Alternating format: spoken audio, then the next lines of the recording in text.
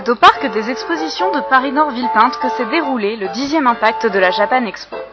Au programme, une convention agrandie d'un hall, encore plus d'exposants, et bien sûr, encore plus de visiteurs. Cette année, les organisateurs ont eu la bonne idée de nous faire attendre à l'abri du soleil, ce qui a évité les traditionnelles insolations, puisque le temps d'attente, quant à lui, est toujours aussi long. Des milliers de personnes se sont massées à l'entrée de la plus grosse convention de Japanime de l'année. Bizarman, Galadas et moi-même, nous sommes mêlés à cette foule bigarrée pour vous rapporter des images. Enjoy!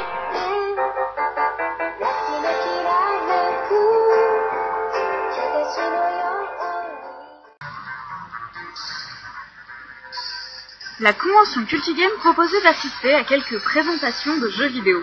Et bien évidemment, elle a fait la part belle aux jeux musicaux. Chacun a pu s'essayer à la dernière version du célèbre Dance Dance Revolution sur Wii. Après avoir bougé des pieds dans tous les sens, on pouvait aussi se mettre à gesticuler des bras en rythme. Bon alors bien sûr, il faut savoir coordonner. Et comme vous pouvez le voir, ce n'est pas donné à tout le monde, mais l'important, c'est de participer.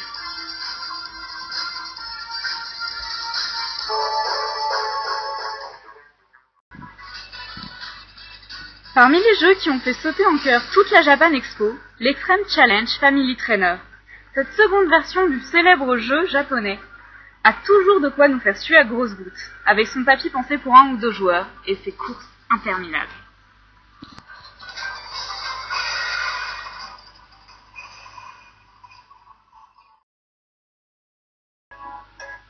Après l'effort, le réconfort. Neko Galadas se pose en groupie devant une démo de Wizards of Mickey, un nouveau trading card game de chez Disney. Malheureusement, c'était un des rares nouveaux jeux présentés lors de ce salon, mis à part les jeux vidéo. Il y avait donc beaucoup de monde présent. D'autres joueurs jouaient au traditionnel Magic et Yu-Gi-Oh!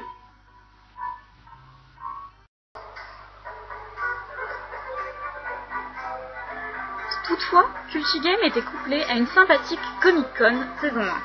C'était le lieu des conférences et dédicaces de dessinateurs.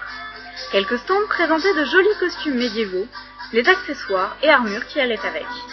Bien évidemment, les associations de GN, Jeux de rôle grandeur nature, complétaient ce petit village joliment décoré et très bien animé.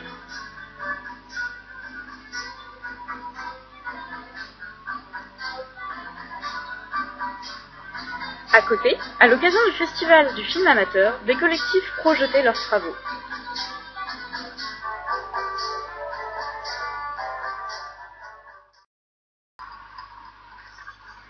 Les membres des séries Flanders Company et Noob y étaient en dédicace, pour le plus grand bonheur des fans venus très nombreux. Mais au risque d'épuiser les héros après 4 jours de convention.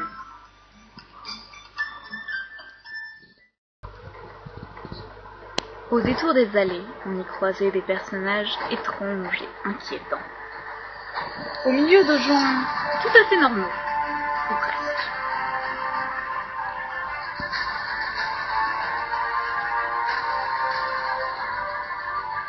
Certains d'entre eux semblaient particulièrement impressionnants, même s'ils n'avaient pas l'air de voir grand-chose.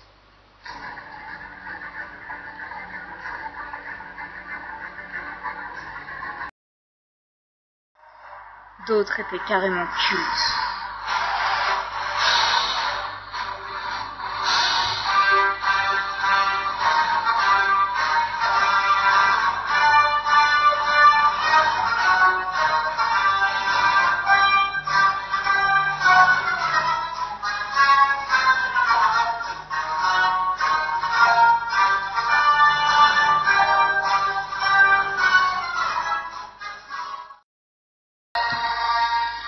L'univers Star Wars était très présent grâce au travail impressionnant de la Belgian Costume Division et de la 501e Légion Star Wars.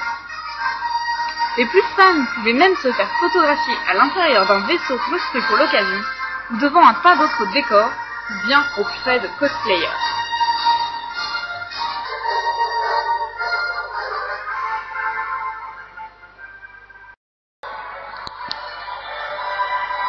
Les décors servaient également à reproduire des scènes de Stargate, ici avec une Vala encore plus sexy que la vraie. Mais bien sûr, le clou du spectacle, c'était la porte des étoiles grandeur nature.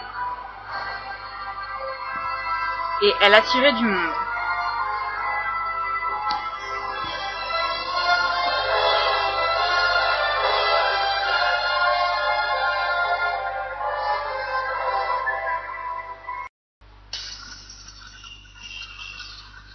Il y avait aussi du peuple devant le stand No Life qui faisait le lien entre les deux univers.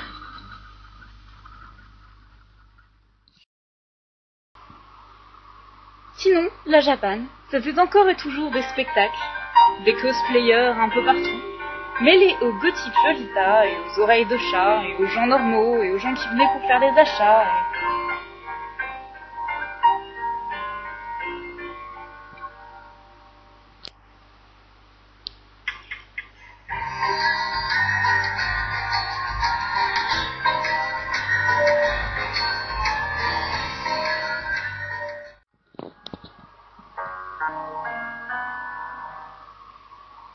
Ici ou là, des pancartes Free Hugs fleurissaient, et on a pu même assister à une câlin partie géante. À la Japan, tout le monde s'aime.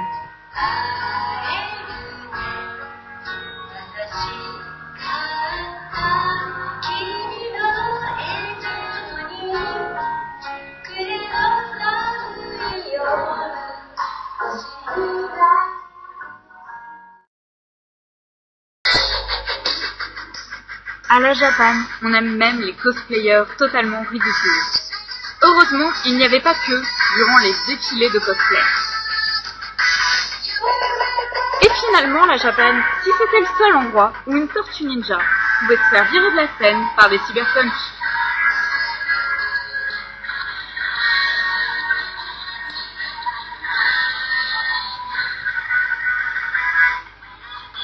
Et oui, la Japan Expo, c'est la fête.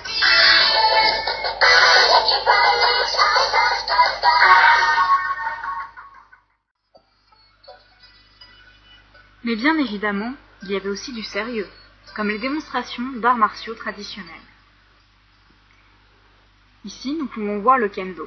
Il se pratique avec une sorte de représentation de sabre en bambou souple. C'est classe, hein ?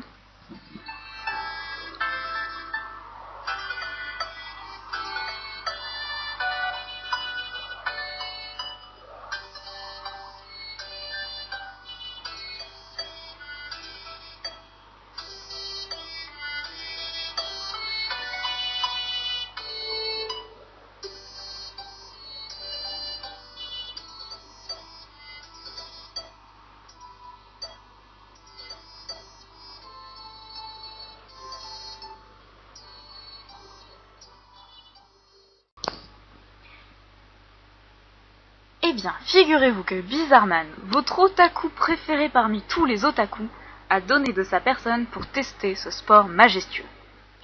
Oui, alors vous voyez là le grand truc qui dépasse au coin là-bas avec un t-shirt blanc. Ah, c'est lui. Bon, on se le passe en accéléré ? Allez, c'est parti.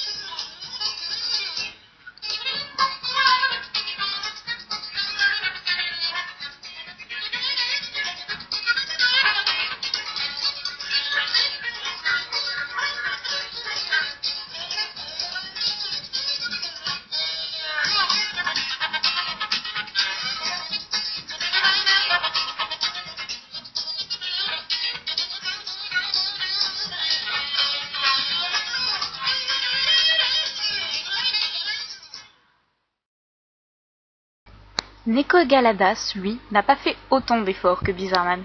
Mais la fatigue commence à se faire sentir et il n'est pas le seul.